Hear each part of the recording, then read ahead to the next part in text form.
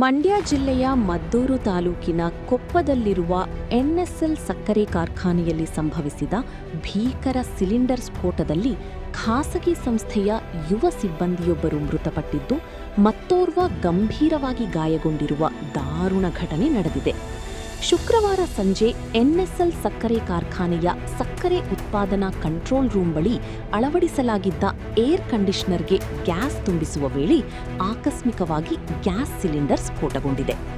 ಸ್ಫೋಟದ ವೇಳೆ ಮೈಸೂರಿನ ಖಾಸಗಿ ಸಂಸ್ಥೆಯಲ್ಲಿ ಕೆಲಸ ಮಾಡುತ್ತಿದ್ದ ಮೊಹಮ್ಮದ್ ಸಾದಿಕ್ 22 ವರ್ಷ ಹಾಗೂ ಮೊಹಮ್ಮದ್ ಸಲ್ಮಾನ್ ಸ್ಥಳದಲ್ಲೇ ಗಂಭೀರವಾಗಿ ಗಾಯಗೊಂಡರು. ತಕ್ಷಣ ಕಾರ್ಖಾನೆಯ ಸಿಬ್ಬಂದಿ ಇಬ್ಬರನ್ನು ಮಂಡ್ಯ ಮಿಮ್ಸ್ ಆಸ್ಪತ್ರೆಗೆ ಕರೆದೊಯ್ಯುವ ಪ್ರಯತ್ನ ನಡೆಸಿದರು.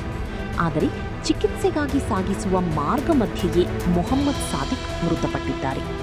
ಗಂಭೀರವಾಗಿ ಗಾಯಗೊಂಡಿರುವ ಮೊಹಮ್ಮದ್ ಸಲ್ಮಾನ್ ಅವರಿಗೆ ಮಂಡ್ಯ ಮಿಮ್ಸ್ ಆಸ್ಪತ್ರೆಯಲ್ಲಿ ಪ್ರಾಥಮಿಕ ಚಿಕಿತ್ಸೆ ನೀಡಿ ಹೆಚ್ಚಿನ ಚಿಕಿತ್ಸೆಗೆ ಮೈಸೂರಿನ ಖಾಸಗಿ ಆಸ್ಪತ್ರೆಗೆ ದಾಖಲಿಸಲಾಗಿದೆ. ಘಟನೆಯ ಮಾಹಿತಿ ತಿಳಿಯುತ್ತಿದ್ದಂತೆ ಕೊಪ್ಪ ಪೊಲೀಸ್ ಠಾಣೆಯ ಅಧಿಕಾರಿಗಳು ಸ್ಥಳಕ್ಕೆ ಭೇಟಿ ನೀಡಿ ಪರಿಶೀಲನೆ ನಡೆಸಿದ್ದಾರೆ. ಈ ಸಂಬಂಧ ಕೊಪ್ಪ ಪೊಲೀಸ್ ಠಾಣೆಯಲ್ಲಿ ಪ್ರಕರಣ ದಾಖಲಾಗಿದ್ದು, ಸಿಲಿಂಡರ್ ಸ್ಫೋಟಕ್ಕೆ ನಿಖರ ಕಾರಣವೇನು ಎಂಬುದರ ಕುರಿತು ತನಿಖೆ ಆರಂಭಿಸಲಾಗಿದೆ.